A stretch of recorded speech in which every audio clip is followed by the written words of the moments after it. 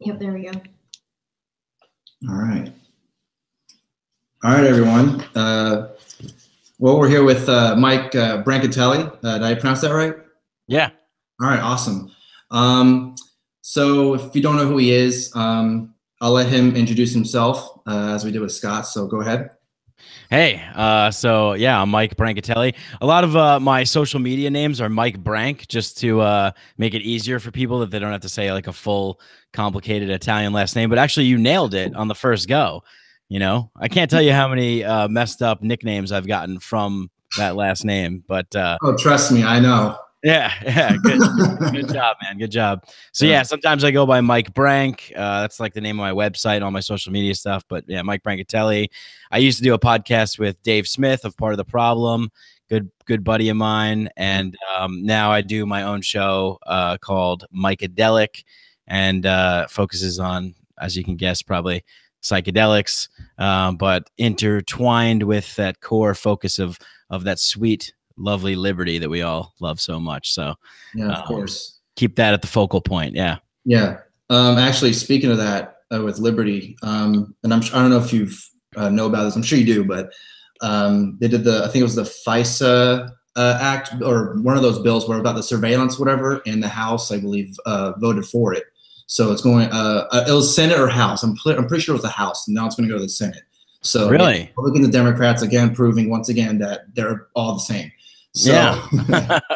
So yeah, I mean, you know, I should probably, you know, maybe preface also that, you know, one of the reasons why I left Part of the Problem was because I just needed to get out of the daily grind of politics. So yeah, I'm like, I might not know some things that you guys throw at me, but I'm down to explore and discuss whatever. Mm-hmm. But yeah, I mean, I actually didn't know about that. So, you know, there you go. Yeah, thanks for telling me. Yeah, no problem. So, you know, liberty, as you say, apparently they don't care about liberty over there. No, of course not. No, over there in Congress. So no, they just use it. They like to use it as you know, to pay lip service to, you know, good to get the people going, right? You know, of course, muster up that good old nostalgic liberty. Yeah. So I wanted to ask you, kind of talking about your podcast, Psychedelic. What are some things that you've learned so far in terms of, you know, your own experiences with psychedelics and just people that you've talked to over the course of your podcast? Yeah, man. It's like, just when you think that you have like a handle on like the rabbit hole, whatever rabbit hole you're going down, you might think that you have like a handle on some of the information that's coming your way. Like you've maybe reached like a peak and you're like, oh, this is it.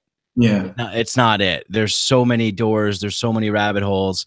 And that's one of the things that I've really, you know, I've always kind of known, but I really learned this year because, you know, I thought I knew a lot about psychedelics. Turns out there's a whole lot more to the picture. Thought I knew a lot about politics. Turns out there's a whole lot more to the picture. So yeah, the one thing that I've learned from doing this podcast is that there's a never-ending journey into you know, an infinite number of doors that open up that go down crazy long rabbit holes that never end. Yeah, for sure. So what's the biggest one that you've learned you're like, holy shit, I didn't even know anything about, or that like blew your mind or wanted you to go down that hole to learn more? Yeah, I guess that's a good question. Maybe Gnosticism. It's basically, it's like a religious sect, Gnosticism. It's basically like it's from like the Thomas Gospel is like a lot of like what. Anyway, so yeah, it sounds kind of crazy. Like all of a sudden now I'm talking about religion, but it's kind of like an anti-religion religion if there it was any. You know, it's like kind of like atheism in a way. Not really. Like, the Gnostics believe that the Gnostics essentially believe that like the God of the Bible is like not the real God, that it's like a deceiving God, and that the basic story of I'm going to probably butcher this. Someone will probably correct me, but this is kind of what has interested me as of late, like something that I've explored and that I'm like really interested in, and I'm still learning about. But it's basically like I think one of the stories of like the Garden of Eden story, like the basic foundation that Christianity is built on is like that the woman ate the apple when the snake told the woman to eat the apple, so they're punished in the Garden of Eden, right? Like that's the kind of traditional story that you hear.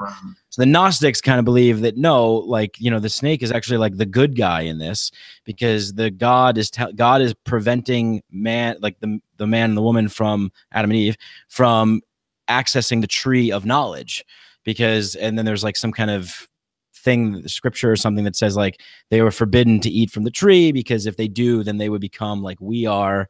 It's this whole kind of thing. So that really intrigued me, because it's like, well, of course there's some kind of authoritarian dick, tyrannical asshole God who's preventing people from having from preventing people from accessing information. And then they had the whole Christian religion in the Garden of Eden is basically like a false flag, and they're blaming it on the snake, so that really got me interested in this false whole thing. Yeah. It got me interested in this whole thing. But that kind of ties into like I've had some people on my show, this guy Gordon White, for example. He's big into like magic and like paranormal. And Aleister Crowley. I don't know if you're familiar with Aleister Crowley. He's this like crazy, complex magician, I guess. It's like, well, what does that mean? Like, I didn't know, and I just started discovering this. But you find that there's more to this stuff than meets the eye. Like at first, when I first heard of it, I just kind of dismissed it, like so many things that we do, because it's so hard to just give everything a fair hearing all the time. Right. You'd probably go crazy if you did that. You have to kind of be prejudiced and like filter things out. So that would be it. I mean, the religion of Gnosticism, magic, and magical practices, the paranormal, that kind of stuff, and how it all kind of intertwines into history and politics and psychedelics and all that stuff. So yeah, it's a pretty deep web of stuff. And you weren't really interested in that kind of stuff beforehand, right? Not at all. Yeah. No. Like I said, like I didn't even watch Harry Potter until this year. So oh man, I'm talking about magic. I guess if I start watching Harry Potter, that makes sense. Yeah, right, exactly. Which Harry Potter movie is your favorite? Oh man, I don't know. I like them all. They're great. I probably The Prisoner of Azkaban. Yeah, that's the one I was gonna say too, actually. Yeah, they're good. Because Cuarón just makes it his own. From the Chris Columbus kid-friendly type to let's gonna be more adult now. Because those are really good transitions from those two, right. The more darker ones. But anyway, yes. About that. So I also wanted to kind of go off topic on that, but I wanted, because you're a huge proponent on being anti-net neutrality. Like your tweets were just great, because you were you and Dave Smith and a few other ones, but you two were definitely the ones that, and Camille Foster too was also kind of being a little anti, because I don't know if it was completely 100% anti, but it was definitely not 100%. We need pro. You know what I mean? Right. But yeah, you were definitely one of the few that were just like, I don't know why people are so for this. This doesn't make any sense to me. Well, actually, I'm glad that you brought that up, because talking about this is one of the things that I've learned recently in terms of like reading about magic and the paranormal and that kind of stuff. There's this great book that I read by this guy Douglas Rushkoff called Alistair and Adolf, and it's all about it's like actually a graphic novel. It's about sigil magic, and what that means is like basically using kind of powerful spells, whatever, I don't know, whatever you want to call them, but powering symbols, and how basically the symbols won World War II, because the Nazi symbol was so powerful and like uniting the people. And then they came up with the V for victory. That was like the symbol, the power, the symbol V. Anyway, these symbols are super, super powerful, and the language that we use super, super powerful, right? So net neutrality, I mean, that right there, it's so powerful. It's like, it just instantly brainwashes everybody, because how could you be opposed to net neutrality? If you're opposed to net neutrality, you don't want a free and open internet, right? Because all these terms got hijacked into using this. So anyway, I just wanted to throw that out there and say that it's a real good use of like dark magic by our overlords to be, using net neutrality and using the language of liberty and freedom, to kind of spin it and turn it on its head. So, how could you be opposed to that, right? A lot of big, I don't know, YouTubers or content creators are like, we need to keep net neutrality, and I thought that was kind of being hypocritical, because Google is also for net neutrality, but then at the same time they don't like corporations, yet Google's a corporation, so it's right. Yeah, I don't know, the whole thing just didn't make any sense to me.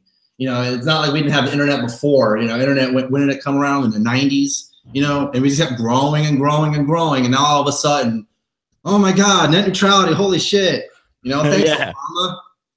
Right. Yeah. I think you were mentioning my tweets, and I think I tweeted that, like, something out that got like a pretty good reaction, where I was like, oh man, if they repeal net neutrality, it's back to the dark ages when, everyone was getting their legs hacked off just trying to get some internet access, back to 2013. Remember those dark times? Yeah. There were tweets too where they were saying stuff like that. What were they saying? Like, if net neutrality gets repealed, my head will explode, or, forks will be will be banned. You can't use a fork anymore. You have to use chopsticks to eat now because net neutrality, or some, ridiculous shit like that. Right. Yeah. So, like, what's your main focus on net neutrality for those who weren't necessarily, aren't familiar with what your stance is? I mean, even though I say you're anti, but for some it's like, okay, well, what does that mean? Well, I mean, it all boils down to the fact that I do not want government control. I don't want them to have their hands on anything. And, the FCC, I mean, like you were saying before, people are supposedly these leftists or whatever, who are anti-corporations, are now all of a sudden cheerleading for the corporations. It's kind of like, it makes your head spin, because wait a second, you guys are cheering for the FCC. You want FCC regulations. So it's just like, it's really strange, to be doing that. It's like, FCC is a horrible agency that makes radio shitty and makes TV shitty. And, they put parental guidance on, CDs and that whole stuff. There were, like, especially for radio, I mean, there was so much stuff that FCC was doing that they were, you can't do this, can't do that. And then, like you're saying now, it was, oh, we need the FCC to control the internet. Wait, what? What are you talking about? Right. Exactly. And so yeah. And the other thing is, I've been following this since 2014. I mean, I remember talking about this in the early days of Part of the Problem, bringing this up, and it was something that got introduced in 2014. The whole, we hadn't, there wasn't no such thing as net neutrality beforehand. And, in fact, when there were some problems, the real issue here is, because this is when you get into the weeds and when you get into the thick of it and you're arguing with people about this, the real issue is the monopolies that exist with ISPs, internet service providers. So I'm down to get, the government out of the way on that as well, right? So I think one of the big things here is that content providers are really trying to not pay for using more bandwidth and trying to get favor in Congress, but ISPs already dominate. ISPs have such a relationship with them, but it's a big mess. And if you can, but I always try and boil it down to less government. Always less government. If you can keep that as a focal point and you can follow that through line, then you'll start to see the sense in everything. It'll make sense. Yeah, I don't know. It's a big complicated mess, because a lot of people I think they just focus on the politics and maybe all the technology and all that stuff. They don't really want to focus on it, which is fine, Yeah. I don't know. I just think, I don't know. Like you're saying, it's just everyone's being all hypocritical about the corporations and all that shit. I don't know. It's just, like you're saying, it's just a whole big mess. But but yeah, I was definitely, against net neutrality because, like you're saying, it's only been around for what, 2-3 years, and no one's acting like if you don't have it, you're gonna die.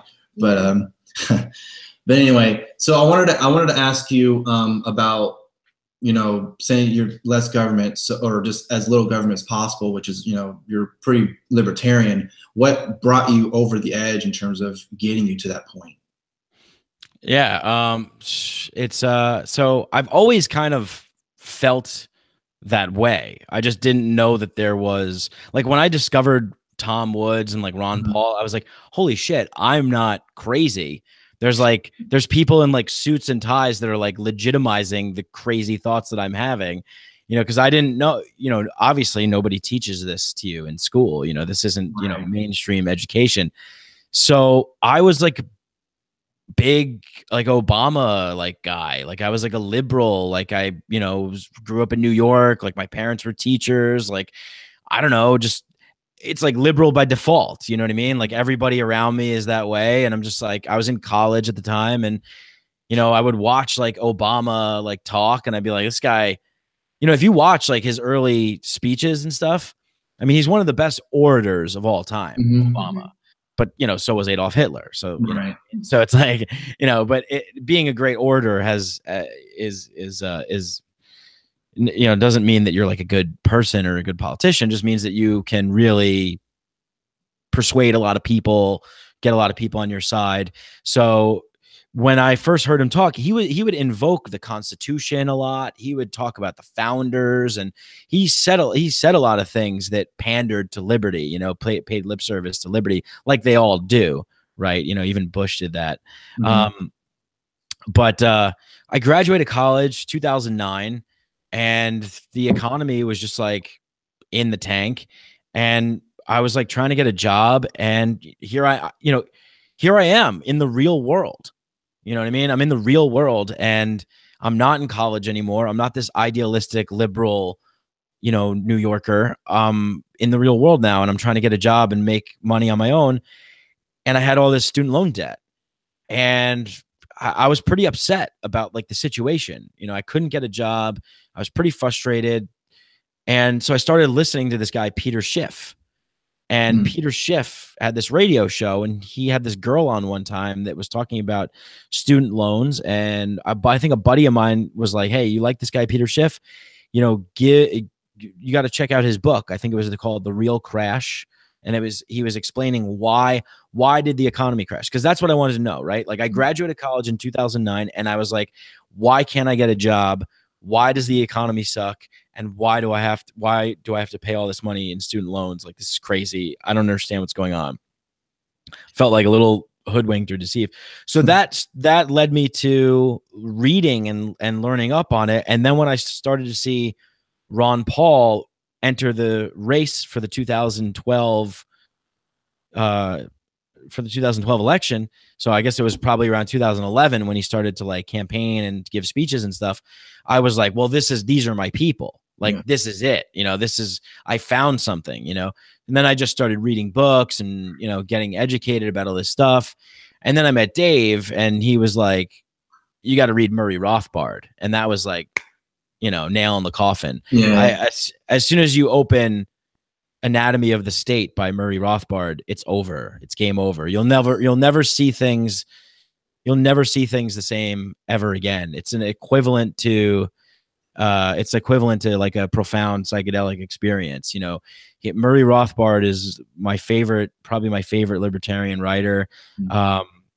He's just so lucid. He's so passionate. He's so intelligent, and it just hits you. It just hits you, and you're like, all of a sudden I just feel like grabbing like a musket and like riding with like a bell to like Philadelphia. You know what I mean? Like, I'm just like, I feel like just throwing any of the state books around. Just here, read this.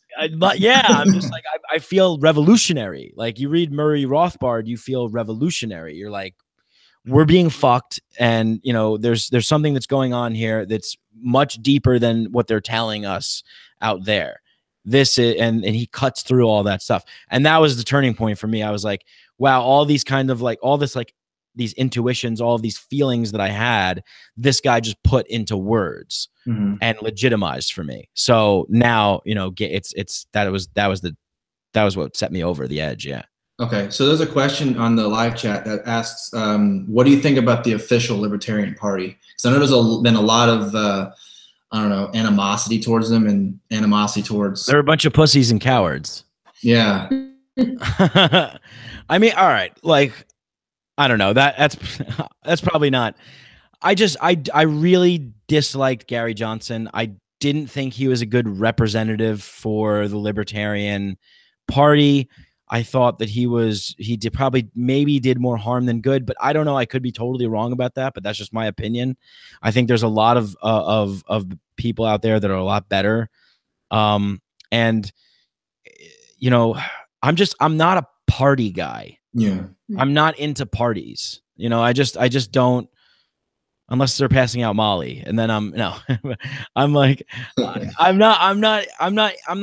not into parties. You know, I remember one of the things that really sticks out in my mind from the last campaign was when Rand Paul, like one of the first debates, when Trump really started to make a name for himself, was when he ragged on Rand Paul, and Rand Paul's like rebuttal was like, well, now listen, like, you know, I'll be damned if I don't, you know, stick up for the party. You know, I think that we should all, you know, represent this, you know, we should all be loyal to the Republican Party. Yeah. I think the question was like, it was something like, will you, if Trump will you, nominee, yeah, or will you run as an independent if you don't get the nomination? And Rand Paul was like, he made it a point to like say like, no, I am a Republican and this is the Republican Party. I'm like, why are you making that the issue?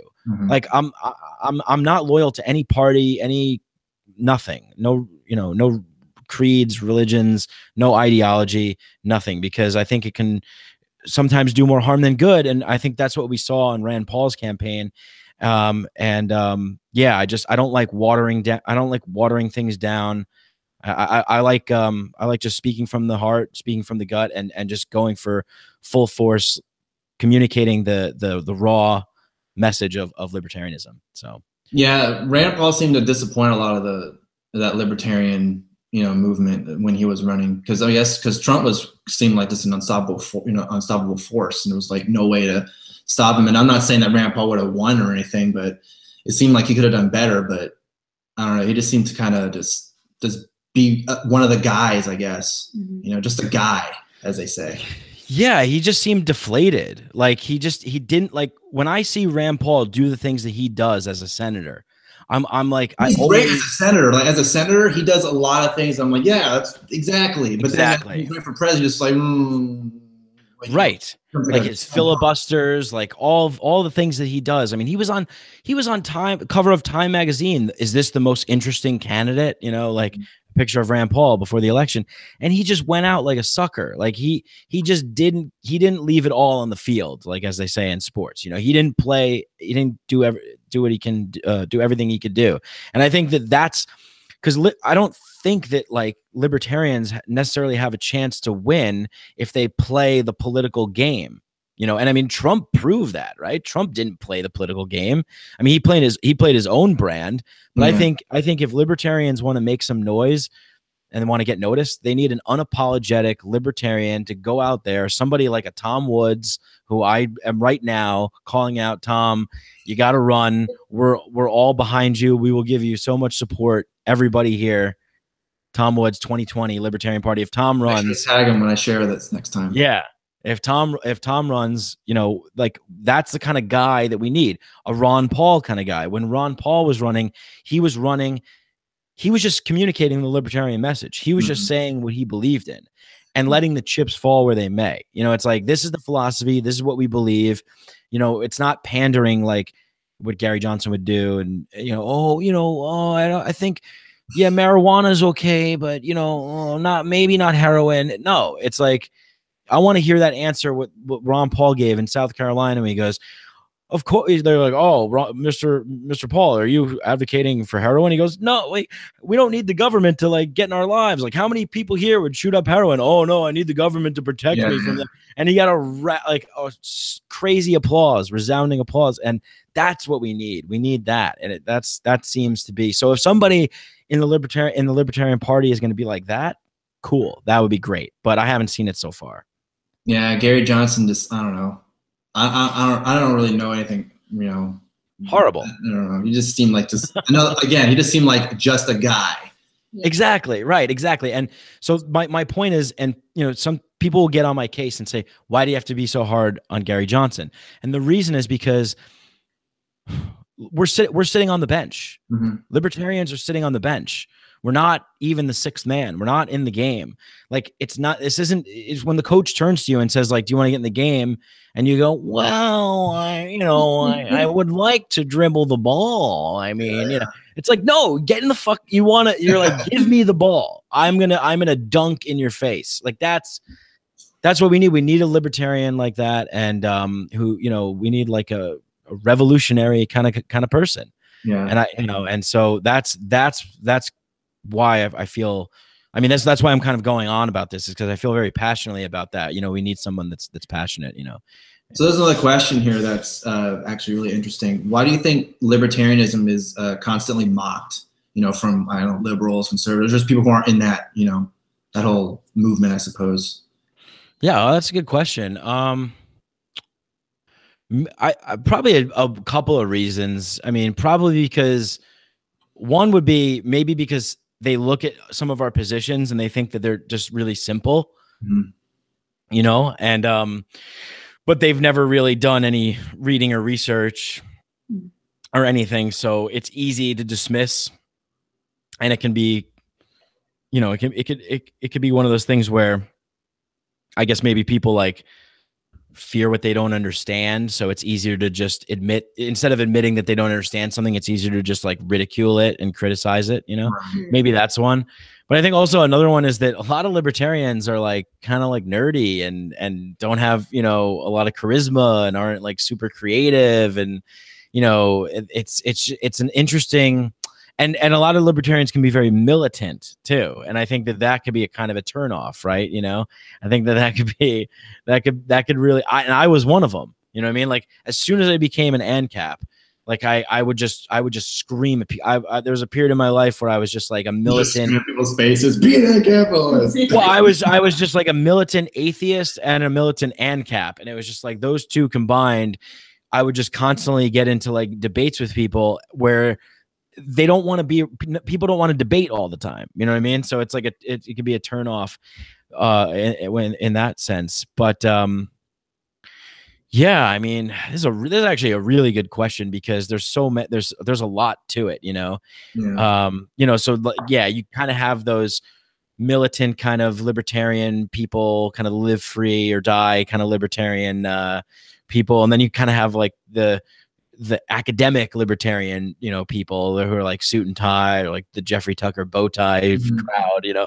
So it's like it might not be, you know, people looking from the outside might just think that they're silly or something, or they're, you know, what's all the fuss about? Like, oh, you know, oh no, okay, sure, no government, yeah, okay. Yeah. People are just going to be running around. Oh, this guy, all right, this guy's got a real. They probably think of the Purge movies where people just running around killing everybody. Yeah, exactly. I mean, you know, because again, it's like a lot of people haven't given much thought to this. Most people don't have a philosophy that they abide by. Most people are just living their lives and just kind of going by sound bites from Twitter and CNN or whatever the hell they happen to turn on, or whatever they feel is the right thing to say at the time. Most people don't have a consistent, you know, logically grounded moral philosophy that they have done a lot of research into. And so, yeah. And, yeah. And I also think that there's not enough libertarianism in the culture, and the culture is dominated by left-wing progressivism and, you know, postmodernist people. And there's this eerie kind of like Black Mirror-ish quality to that I sense. You know, it's like this, you know,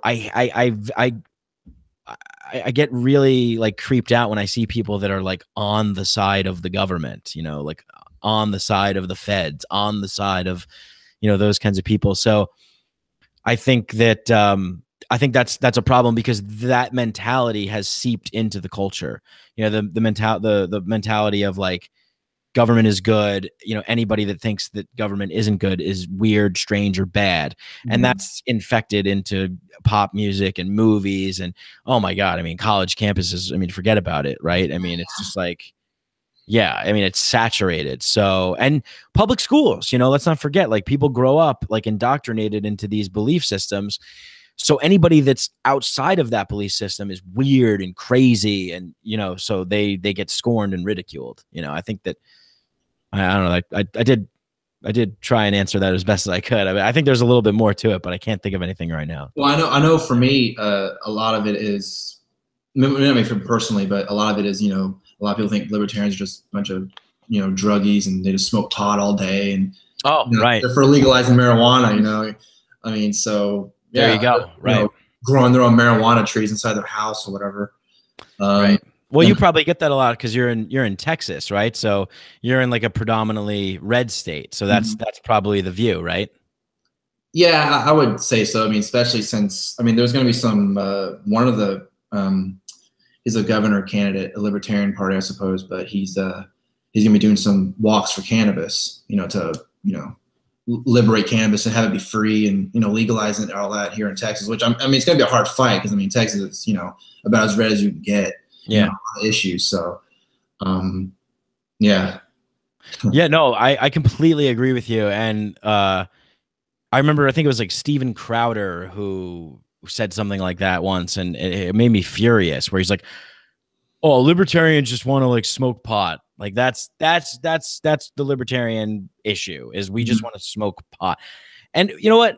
Even if it was, who cares? Yeah. Like, you know what I mean? Like, but because there's you know, I had Thaddeus Russell on my show and not too long ago, and he brought this point up, and I agree with him wholeheartedly. I mean, he wrote a whole book about this. My God, I mean, the guy, you know, he wrote a whole book about this, The Renegade's Guide to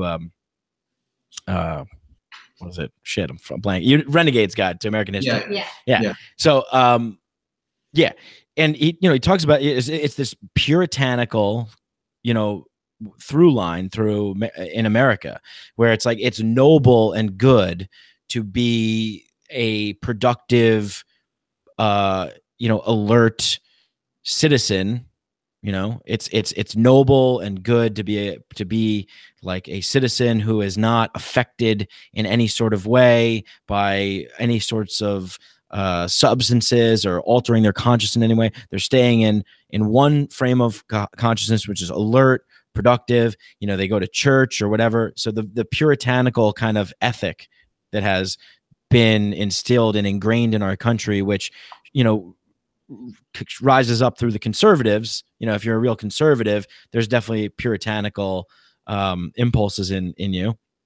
Yeah. And so that like what's the word I'm looking for? Like moralism. You know, so what? You know, if I want to shoot heroin into my eyeballs, you know, 24 hours a day, I mean, that's my prerogative. You know what I mean? Like, right. I own my body. You might not see that as a good, you know, a good use of time or a good use of a human body or mind, but it's my body and mind, you know? And so would you say the same thing about, you know, abortion and all the other stuff, or was that a completely, like, I mean, obviously it's a completely different issue, but yeah, I mean, abortion was something that I kind of like stayed out of for a while, because I'm like, you know what? I don't know.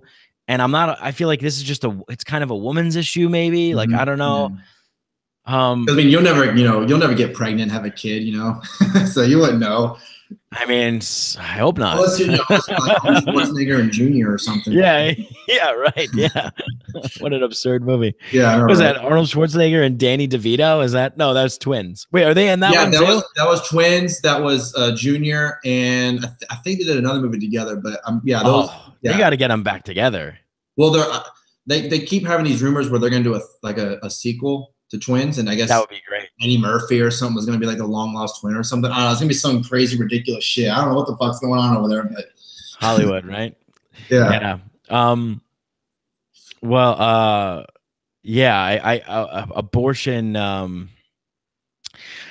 abortion is, you know, I haven't really, like I said, I haven't really dove into it so much, but I guess kind of the way I feel about it is that, um, like I think I'm pro-life and pro-choice. Like Yeah. I think I'm both. Like, I think it's kind of weird to say. It might not make sense to some Like people, maybe but like say for example, like personally, like a girlfriend or a wife, whatever, they had a kid or they're pregnant and they're like, I want to have an abortion, but then you're like, I don't know, I don't want that. But then if someone else, that you had no, nothing, no relation with at all, they want to have an abortion, you're like, okay, go ahead. Like if it was personally involved with you, is that how it is? yeah, I think so. I mean, I don't know how I would react. I mean, my reaction definitely wouldn't be like, let's kill this thing. Yeah, yeah. I think that would be strange. Like, because I think there is something. So I guess this is how I feel about it. From the limited amount of knowledge that I know about this topic, I would just say this. I would say that, um, there's a responsibility that we all have when engaging in sexual intercourse, to be scientific about it, right? It's like you have to be aware of the fact that there's a potential that possibly there could be a baby that could come of this. I mean, that is sort of what we do as human beings, as we procreate, So I think that having, you have to take that responsibility on 100%. It's not like a mistake. It's not like, oh, whoops, So I think you have to go into that knowing that. And I think when something is created, some being inside of you or whatever, it is in the woman. So it is her body. It is her sort of choice. But let's not like sugarcoat it and say that it's not, you're not like terminating something that has been created. Yeah, because a lot of the pro-choice, I mean, like the hardcore staunch, pro-choice, this woman's body, my choice, do whatever, and then they don't, they never mention at all about, well, what about the thing that's inside you? What is that? How do you think they feel? Right. Because it's not like it's dead. I mean, your body's feeding the child. Right. So, yeah. I don't know. But yeah, I mean, it's just, I think that, I don't know. I mean, I just think it's kind of weird that we have this like pill that like controls birth control. And it's just, I've read so many things that like, that it affects women's hormones in the negative ways and stuff like that. And I don't, I don't, like I said, I don't know, you know what I mean? I'm not an expert, but it just, from an outsider looking in, it seems like we're taking all of like the responsibility out of it. I think that there should be some responsibility that people have, and certainly, the government shouldn't reward you for, having like multiple children that you can't afford to give a life to. Right. And let's not forget, like, if you do choose to bring a life into this world, that's another thing. Like, maybe having an abortion might be a good idea because you can't take care of this life. You know what I mean? But like my point is that it's still ending a life. You're still ending a life. So it's if we want to talk about the nap, yeah, you're violating it. But sometimes that shit gets violated. You know what I mean? You just have to live with that. It's one of these weird areas. Yeah, it's definitely not just a clear cut, one or the other. It's definitely a decision for anyone because you hear a lot of stories about women who have had an abortion and they'll regret it for the rest of their lives, and other women who have an abortion, they don't give a shit. Right. And I also just think that like, it really is kind of up to the woman too, I mean, because it's in her body, right? It's her thing, so her thing. So, yeah, it's a thing. That's it. It's not a baby. Yeah. And by the way, I'm talking about like the early stages, like whatever, whenever it gets past, like, I don't know what the certain stage is, but whenever it develops, like it's shit. I don't know, like this is how like when it's about to come out, like it's I mean early trimester, not because then that's straight up murder. I mean if there's if you can see like organs, I mean that's just murder. That's wrong. That I oppose. 100%. Yeah, totally understandable. So thank God I'm not running for president because that would be such a What are shitty your stances on platform to abortion? take. Hey, you know, I you guess he's can not kind running of kill president, so he gives a it. clear-cut answer. Yeah. He's Yeah, giving kill us it, a whatever. sugar-coated answer. But anyway, I wanted to ask you about the immigration in DACA, because with Donald Trump as president, it's been a great year, so to say, with him as president. So I wanted to know what your stance on it, or just your opinion on abortion, immigration. Just the whole DACA is, I don't even really know a whole lot about it. I don't even really know what my opinion would be on it. Well, I guess this has also been another issue for me that I've kind of turned on and stuff. I used to be kind of this open borders, freedom of movement. You know what I mean? Like, people have the freedom to move and this sort of thing. But the more and more I look into it, I think that this past year has been a really interesting year in terms of looking at how powerful the culture is. Like, the culture is what got Donald Trump elected. Oh yeah. The culture is, politics is simply just a reflection of what our culture is, where our culture is, what it values, all these sorts of things. And I think that, there was maybe a time period where we could say definitively that, this is American culture, and we're proud of it. It's this kind of maybe singular thing. And now I'm not so sure. I don't know. It seems like there's a lot of division. A lot of people are divided. And, so I think there needs to, this is, I don't know, this is gonna be another kind of bad answer, but that's fine. I don't advocate state, I don't like the state doing anything. Yeah. Right? But, we live in this world, and there is a state, and it's massive. Right. So, the other thing is, our military unfortunately has been bombing the shit out of places in the Middle East. I mean, you guys just talked to Scott Horton. I'm sure you learned all about that, right? He's a wealth of information.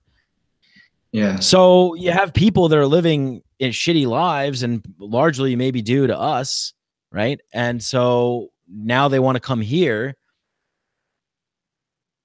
I mean, but then we say, well, they could possibly be terrorists. Okay, well, maybe we created them, Oh, okay. Well, so it's this crazy situation.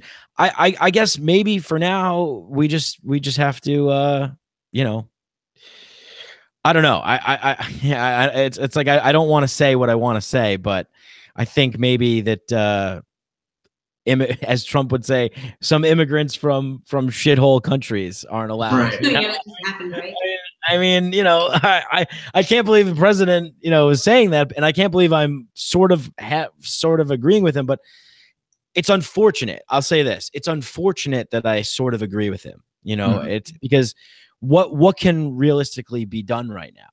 I mean, we're really in a very messy situation in terms of this, this problem that we've sort of created, right? That our country has created, not us. Right. We didn't do anything. Yeah, Tom Woods might say that. It's not us. It was them. They're the ones that created it. Yeah. Exactly. Yeah. They're the ones that created it, but we would suffer. And so my main problem is that I think that there is some kind of value that we can have here in this country, and not having, because I look at it like this, right? Like, I look at it like, you don't just let anybody into your house, right? Like, you're not going to just let anybody come into your home. There needs to be a community, needs to establish a culture. A community needs to establish a culture that it can have virtues and morals and symbols and language to rally around, to fight for a good cause, to do things in a noble way, to live forthrightly in the world. And that has really diminished, I think, a lot in our country. And, I don't really know. I mean, I would love to see like state secession, and then that sort of thing happen. But is that going to happen? I don't know. So whatever the Trump administration is doing currently right now, I don't think it's so. I don't necessarily think it's so terrible. Is that wrong for me to say? I don't know. Well, I know it's kind of off topic, but kind of when you were talking about secession and how California was like, well, we want to secede from the Union because Donald Trump's president, and then you're okay, go ahead, deal with your fucked up economy that you have over there, and all the debt you have over there. So why don't you go ahead and secede or whatever? Maybe you'll see how deal with, like I was saying, deal with your own terrible shit economy over there. Yeah, well, that would be great, right? It's just like when the banks failed, and then it was like, well, these banks are too big to fail, so we need to bail them out. Well, why did we let them get that way? Why did we let places like California get that way? So maybe if places do fail, I mean, look, like, I brought up Peter Schiff before, and Peter Schiff used to always say, like, it's like you're sick, right? You're sick and you need medicine. Sometimes the medicine doesn't taste good going down, but you need it. You need it to get better. And that recovery period is going to suck. It's going to be turbulent. But that's the thing that we have not, that's what America has, we're really good at doing, is just putting everything on the card and just kicking the can down the road. It's like we never take the prescription that's the right prescription. We're always deferring to the future, and we're always screwing the next generation. So the next generation, we kick the can down the road, we defer, we don't take the medicine that we need at the time, and then we just keep this bloated empire up until eventually some generation down the line is going to get screwed. Maybe it's us, maybe it's the next generation. You know what I mean? But someone's going to get the knockout blow. Like the knockout blow is coming. Like we've been in the ring, it's coming. It's coming for sure. And it's just like a matter of time, when it's going to come. Yeah, and I'm sure if it happens, they'll just bail them out again. And it was on. Right. But eventually it reaches a point where it can't, you just can't bail because there's just so many problems. You've put like, there's like 17,000 Band-Aids like on an arm. Yeah. Oh, just keep putting one more. It's just like piled high. Every time the Congress, they vote on the debt ceiling, and obviously the debt's a huge problem, and yet they keep raising it, thinking, oh well, we're wasting all this money. So what's the answer? Well, let's just spend more money because that's what we're doing. Right, and that's something that nobody talks about. Is government spending, right? It's like, oh, taxes are being cut. Yeah, the government spending is the true tax. There you go. That's right, exactly. And there's the hidden inflation tax, and all this sort of stuff that it just doesn't get talked about, doesn't get attention, and it's it's sort of designed that way. You know what I mean? It's designed, as Tom Woods would say, right? Everything is kind of designed to keep us in the 3x5 card of allowable opinion. It's like you can debate these issues, you can debate these topics. You can talk about, like, is it going to be 15% tax, or is it going to be 25% tax, or whatever it's going to be. But my God, if someone mentions, hey, we should audit the Fed, abolish the IRS, people are like, their heads are blowing up. You know what I mean? Because that never gets airplay. You have someone talking like that on CNN. You have the hosts like looking at them with that like zombified, like, oh, this person's got some wild ideas. This guy's crazy. Yeah, it's like, well, it's not so wild when you kind of when you follow everything to its logical conclusion and realize that more things are connected than not connected, and this kind of web of debt and spending and laws and band-aids on bullet wounds is going to pop and explode in our face. It's going to be bad. Yeah, that's really unfortunate. So I wanted to ask you about how you felt about Obama, because Obama seems to get, and I asked this with Scott too, so I kind of want to ask your opinion too. He gets a huge pass on a lot of the horrible bullshit that he did when he was president. But I guess because he has a D next to his name, we're just not going to mention it. W was bad. I mean, we all get that. But then Obama comes in and, oh, hunky-dory, hope and change. And then you find out he's just doing the same shit. Kind of like how Trump is doing. Oh, he's terrible, yet he's doing kind of, everything, business as usual, as they say. Right. So I wanted to ask about Obamacare, because I know for me personally, I didn't have health care for, I don't know if it was most or all of last year. So I know I'm going to get fined for that. So, again, thanks Obama for that. I'm going to have to pay money to, not having any fucking health insurance because your fucking gay ass ACA, So I'm saying right now, I don't care. So I want to know your opinion on that, because I think it's retarded that people are trying to force something that I mean, there are people who want it, that's fine, but then there are other people who don't. Why do I have to force on everybody? It's kind of how the state works, you know? Right. Oh, you don't want it? Too bad. Fuck you. Yeah. You know, so yeah. I'm just actually, here. I mean, I think I was asked this on, I remember talking about this on Lions of Liberty, and like I basically just said, like, I don't have health insurance. I don't pay the fine.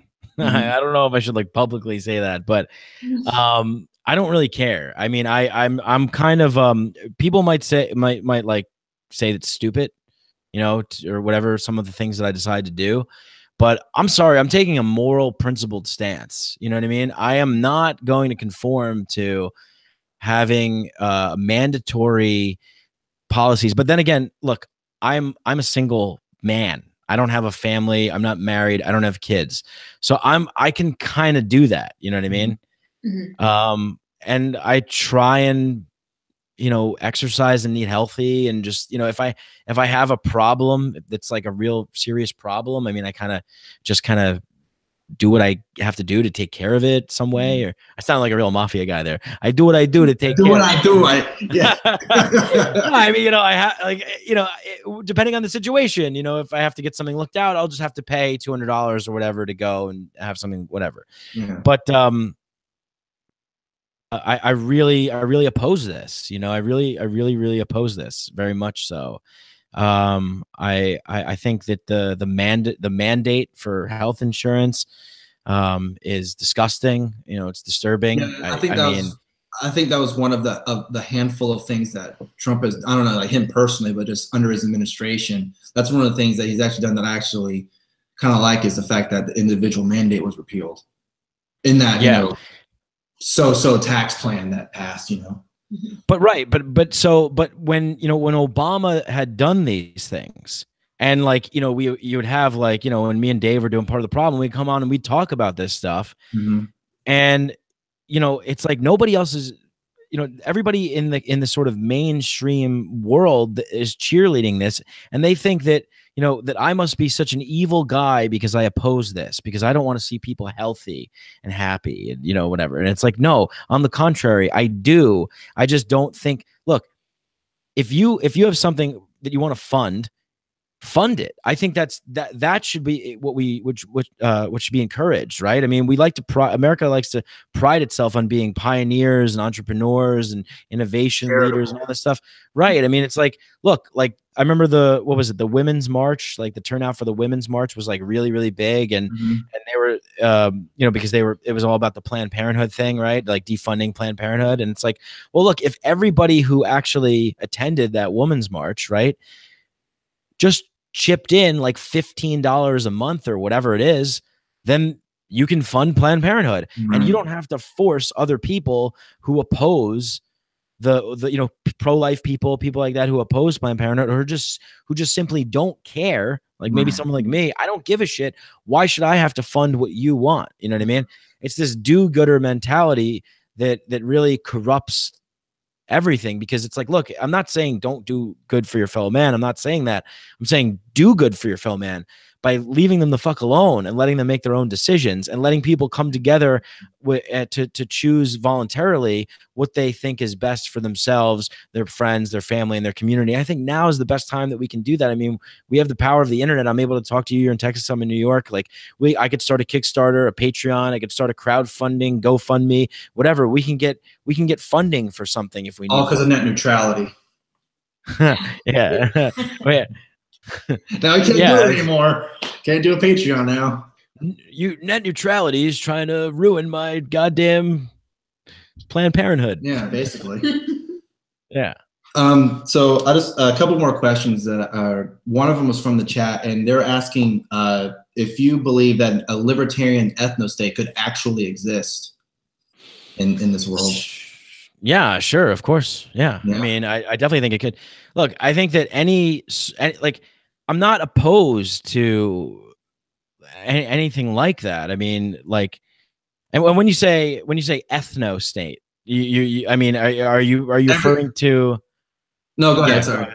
Well, I was gonna say, like, because a lot of times when people say that, they mean like a white supremacist or something, Yeah. or is that's not what you're referring to? No, right? no, I'm just saying, everyone has That's kind of the alt-right, like that's like Richard Spencer. That's yeah, I guess that's their term, but that's just okay. Yeah, no, because sometimes they get lumped in with, like, I just want to make sure that that's not the part, because sometimes they get lumped in with libertarianism. They're fucking not libertarians. Okay, so oh yeah, Richard Spencer's like one of the big. He's fucking massively left wing and liberal. Yeah, yeah, because he was for net neutrality, by the way. Yeah, and government, environmental regulations, all that, universal healthcare, all that shit. Right. But he's white. But he's a racist, so that's what everyone focuses on.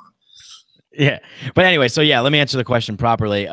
So yeah, yes, I am for that. And I think it is possible. And I think it's possible by following, like, okay, so people on the left, right? People on the left like to say, look, we could have what these advanced European countries have. Look at the happiness, the Happy Planet Index. Look at all these the places that are the happiest places in the world. Like, we can be like them. We can have what they have.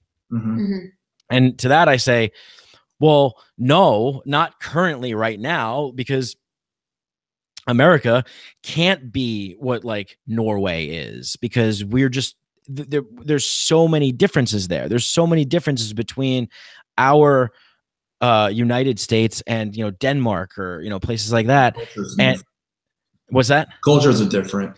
Exactly, right? So all these places that they point out as that have these happy states and good like places like this, and Sweden and whatever the places are. Costa Rica is another one. But the thing that they all have in common is that they're small territorial units, right?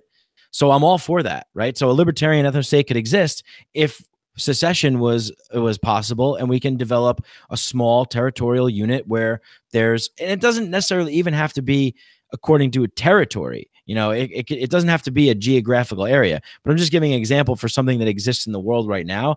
Like, these countries exist and they are doing the things that they're doing, and we could actually do those things. Like, you could have a libertarian state, you could have a socialist state, you could have all of these states, whatever state you want to have, you could have people get together. But in order to have these things, the reasons why these countries are successful in doing that is because they're culturally homogenous, they're relatively ethnically homogenous, and they don't have military empires that spend $800 billion a year with bases all over the world, invading and occupying other places.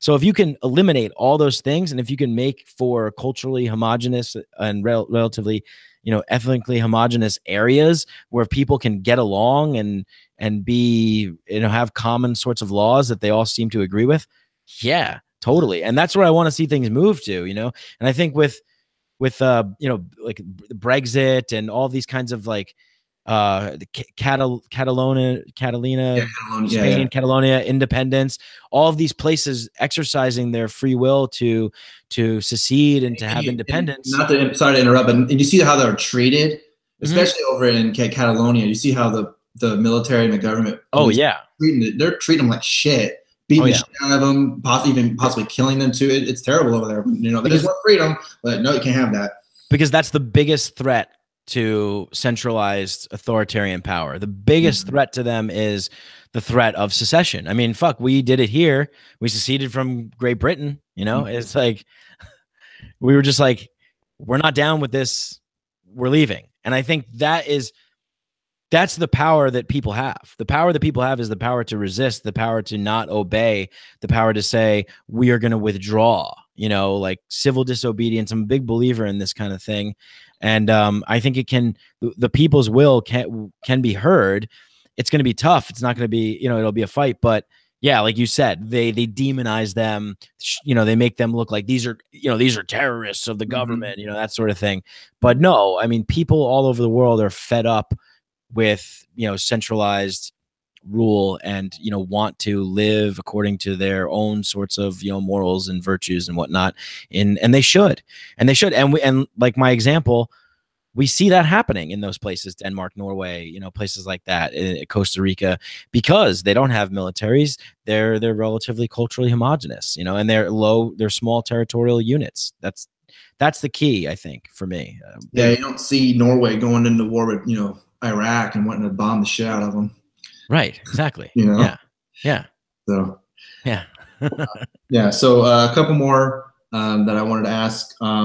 Since, you know, psychedelics is a huge part of your podcast, I wanted to ask you about, you know, the whole drug war and how that's kind of just, you know, just a big, you know, I don't know what, a fucking problem, I guess. Like, I don't see it ending, especially with Jeff Sessions as Attorney General. I don't see it, especially, you know, with marijuana and all that. I don't see it ending anytime soon. I kind of just wanted to have your thoughts on that. And I don't know. I think Sessions was Trump's worst appointee. I mean, I wish there was no Attorney General anyway, but you know, what are you gonna do? Right. Yeah, exactly. Right. I love that you said that, because that's my position on everything. Right. Yeah. You know? And because when it started, there was no attorney. It was just, you know, Postmaster General, Secretary of War, and Vice President, and I think that was it. yeah, And get them all, yeah, get them all out president, of here. obviously. I don't want to see them. I don't want to hear them. Get them all out. I want just nothing, you know? Yeah. But anyway, sorry, go ahead. What was your question? Well, Oh, I the war on basically just wanted drugs. to have your thoughts on the drug war, because it's weird when you see about, you know, deportations with, you know, drugs and the opioid crisis. I don't really know if the opioid is it really as huge of a problem as everyone is saying it is, because I'm not really 100% sure. If I don't know if you even, you know all about that, but Yeah, no, it definitely is. In fact, so for my podcast, like I have Patreon supporters, and there's like different tiers where people can have access to like Skype sessions with me and stuff. And I actually just talked to a kid, a listener of my show, who, you know, he's in this town where it's just like really shitty, and the opioid epidemic is really bad. And he's like, I'm like, you know, I was asking him about like his friends, like his social relationships. He had like 2 friends pass away this year from like you know, overdoses, and it's like it's really rampant, you know, in certain towns, you know, in little kind of pockets all over America. So I think it really is a problem, and it's not just a problem, you know, on that front. I mean, this all started with, you know, doctors prescribing, you know, basically being given kind of the mandate, like prescribe opium, like prescribe Oxycontin, oxycodone, just prescribe this stuff. Someone comes in, no matter what it is, you know, pain, this, that, okay, oxycodone. So doctors were just kind of basically given the mandate to write these prescriptions like crazy, right? So then when that started to get like, I think that kind of started to slow down a little bit, and they sort of stopped writing them so much. Then the heroin was the next thing to replace it. People were like, well, I can't get these pills anymore, so I need to get, you know, heroin. So yeah, I think it's a big problem. But I think that obviously the, you know, the view that the state has, the way that they, you know, their view on how to correct this problem is so archaic. You know, it's like we need to get people help. Like we need to help people. yeah. Like if someone's, you know, if you have an addiction, it's usually because, well, why do you have an addiction? Why are so many people taking painkillers? Okay, because that's what these things are, right? They're painkillers. Okay, so why are so many people in pain? Why are Americans in so much pain? Why are 22 veterans a day committing suicide?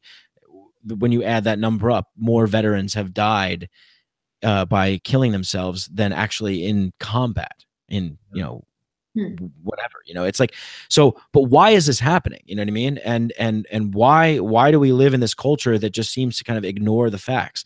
88,000, I think, like deaths related to alcohol every year, 40,000, you know, deaths related to firearms, but it's like 22,000 from suicide. What are some, like, I think the opioid overdoses are like 16,000 or something.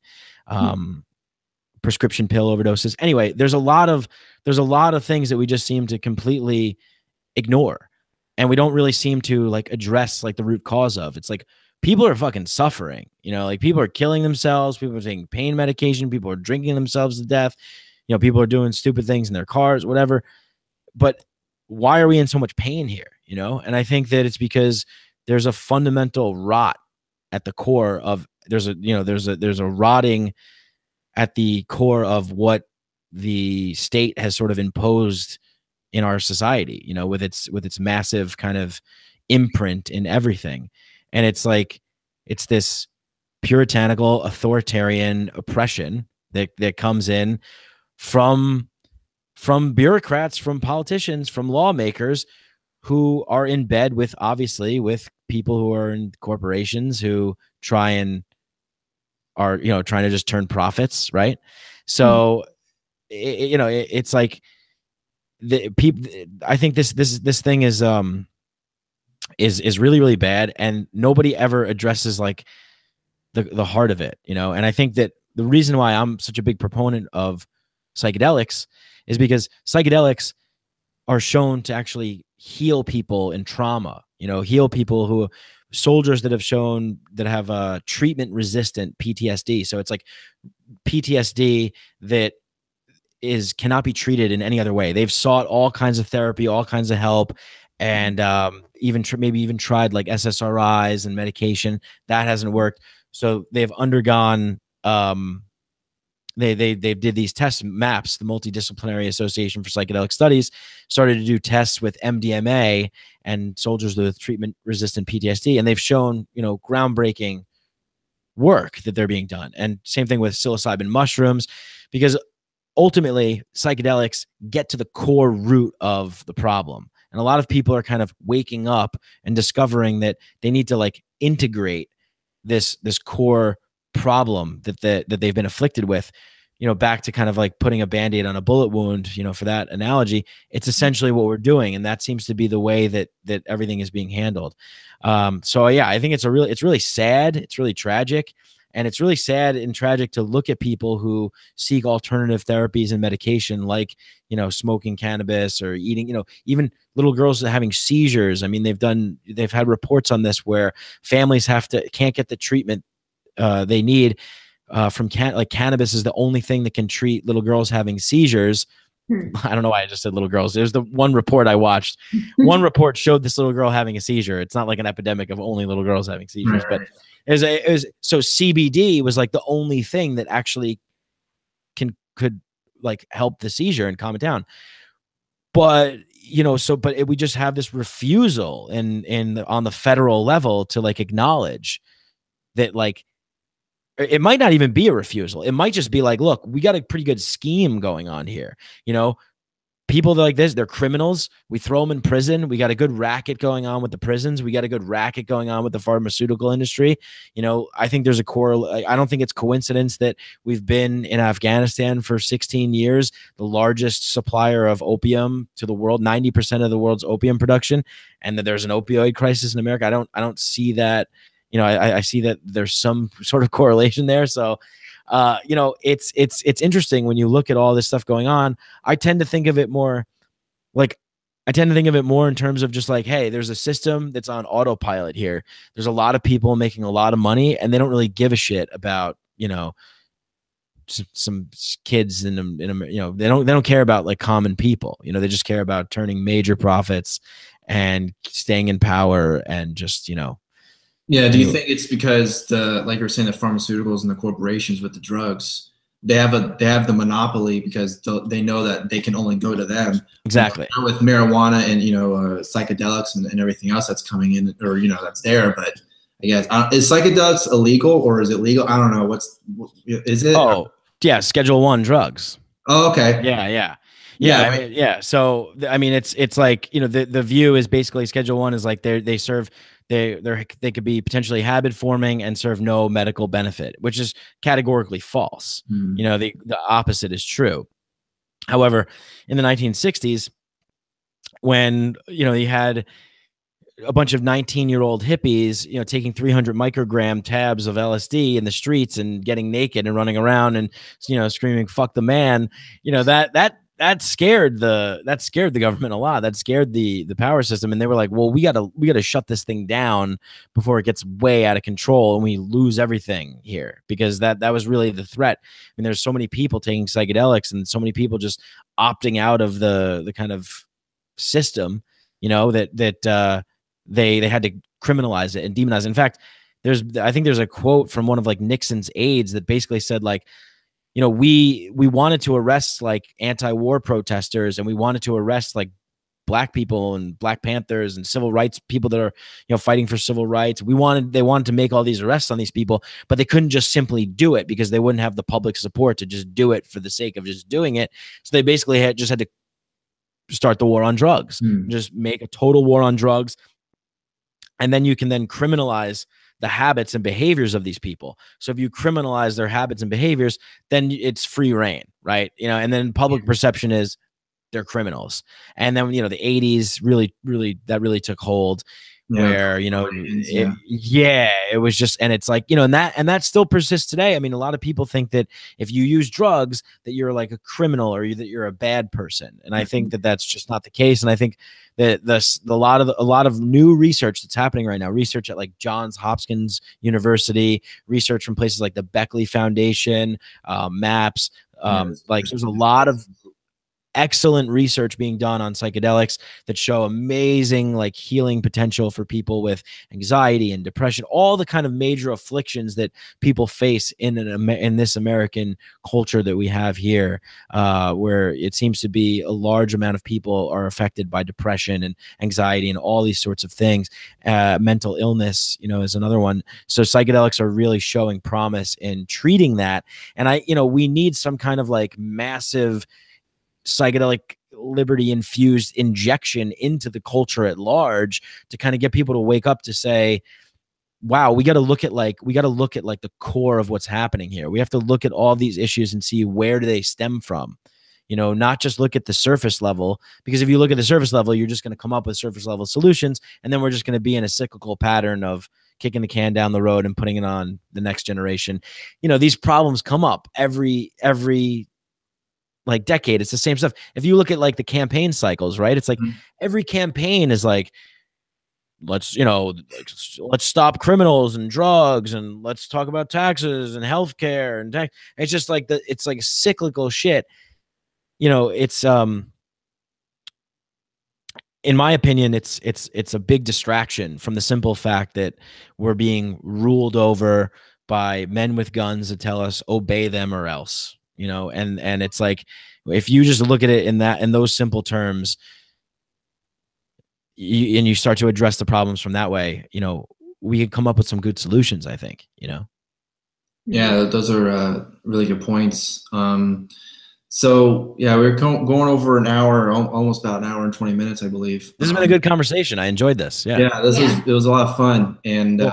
I need to listen to your podcast more, because I definitely listened to your net neutrality ones. I was just interested in what you got to say, because I knew you were going to say, but obviously, as you can tell, I have a tendency to get a bit ranty and a bit tangential, so I apologize for that. Oh no, it's fine. That's the way my brain works. So I can get like that too. I mean, I don't have the opportunity because I'm talking to you, but just you see me going like I move my arms a lot when I get passionate about something. So good. Yeah. But yeah, thanks, Mike, for this. And again, we should do it again sometime. And have a good night. Yeah, anytime you guys want. Thank you for having me on. Have a good night. All right, you too. Peace. Peace.